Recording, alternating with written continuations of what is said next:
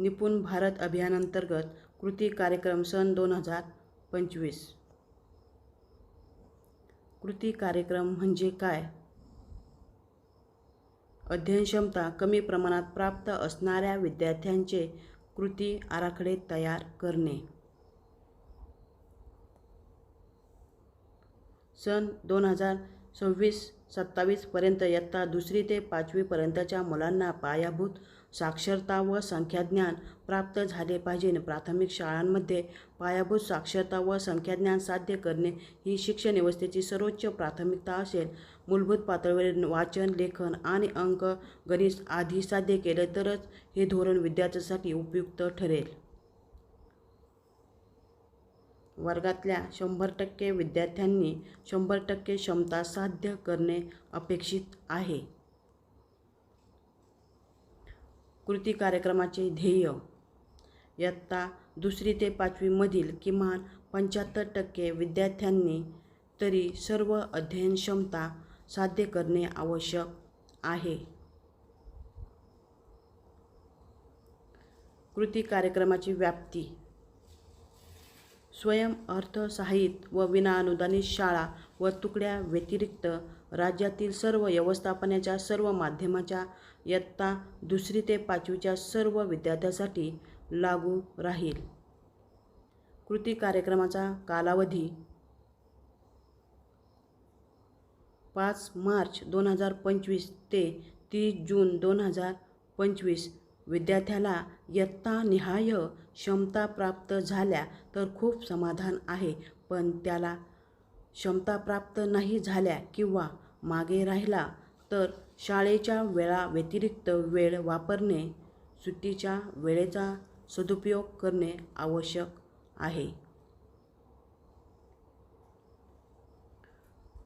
अध्ययनातील सातत्य: मे महिन्यामध्ये सुट्टीचा कालावधी आहे, त्यामुळे अध्ययनात मागे असणाऱ्या तसेच अपेक्षित अध्ययन क्षमता साध्य केलेल्या मुलांकरता शिक्षकांनी आपल्या स्तरावरून विविध ऑनलाईन, ऑफलाईन मार्गाने संपर्कात राहून अध्ययनाचे सातत्य राखावे, चर्चा, मार्गदर्शन होईल असे नियोजन करावे, जेणेकरून शिकवलेल्या घटकाचे विद्यार्थ्यांना चांगल्या प्रकारे आकलन होईल।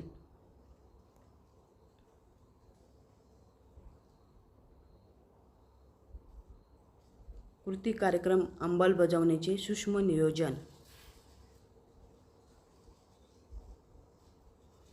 शिक्षकांनी अपेक्षित अध्ययन क्षमताचे स्तरनिहाय पडताळणी करावी व जो विद्यार्थी क्षमता प्राप्त करू शकला नाही त्यासाठी विद्यार्थीनिहाय कृती आराखडा आखावा।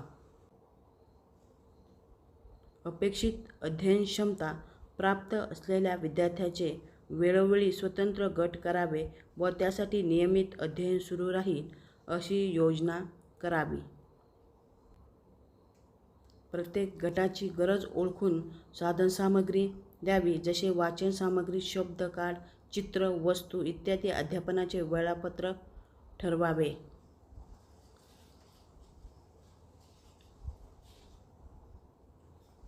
जसजसे विद्यार्थी या अध्ययन क्षमता प्राप्त करत जातील तसतसा प्रगती अहवाल चावडी वाचन व गणन कार्यक्रमात सादर करावा।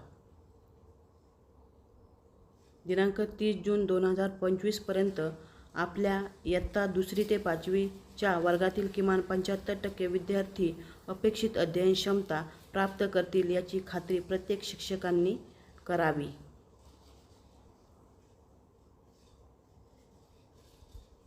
इयत्ता 2री ते 5वीच्या वर्गातील विद्यार्थ्यांना नियमितपणे शिकवणाऱ्या शिक्षकांची नेमणूक नावनिहाय प्रत्येक वर्गासाठी मुख्याध्यापकांनी करावी। चावडी वाचनाचे नियोजन करावे। शिक्षकांनी आपल्या वर्गाचा अध्ययन स्तर घोषित करणे, विद्यार्थी व त्यांना अध्यापन करणारे शिक्षक यांची नोंदणी विद्या समीक्षा केंद्रावर VSK ऑनलाईन स्वरूपात करण्यात यावा। दिनांक 5 3/2025 रोजीच्या पहिल्या अध्ययन क्षमता पडताळणीची नोंद VSKच्या माध्यमातून देण्यात येणाऱ्या संकेतस्थळावर म्हणजे चॅटबॉटवर करावी.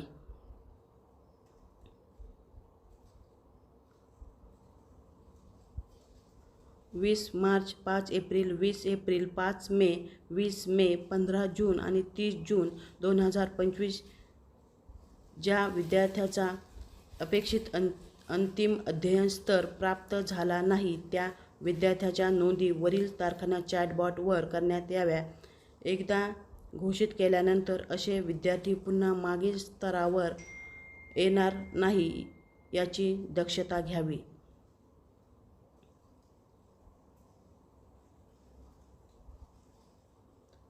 अंतिम मूल्यांकन. अपेक्षित अध्ययन स्तर प्राप्त म्हणून घोषित केलेल्या प्रत्येक वर्गाला पर्यवेक्षकीय यंत्रणेमार्फत त्वरित भेट देऊन विद्यार्थी, शिक्षक, शाळेचे कौतुक करण्यात यावे. भेटीचा अहवाल त्याच दिवशी चॅटबॉटवर नोंदवावा. दिनांक 30 जून 2025 अखेर सर्व नोंदी पूर्ण कराव्या. लोकसहभाग व सामाजिक अंकेक्षण.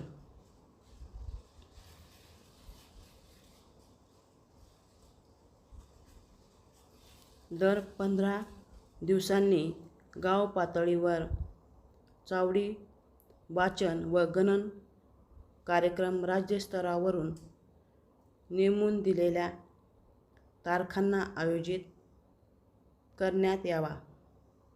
दिनांक 1/5/2025 रोजीच्या ग्रामसभेमध्ये ही चावडी वाचन व गणन सादरीकरण आयोजित करावे.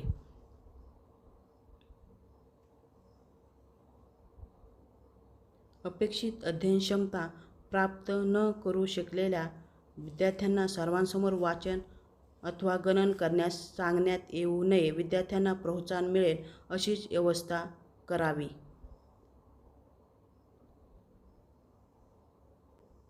केंद्रस्तरीय शिक्षण परिषदांमध्ये या कृती कार्यक्रमाच्या अनुषंगाने चर्चा करावे, जसे शिक्षकांचे अनुभव कथन, नियोजनपूर्वक केलेले कामकाज, नाविन्यपूर्ण बाबी, साहित्याचा वापर,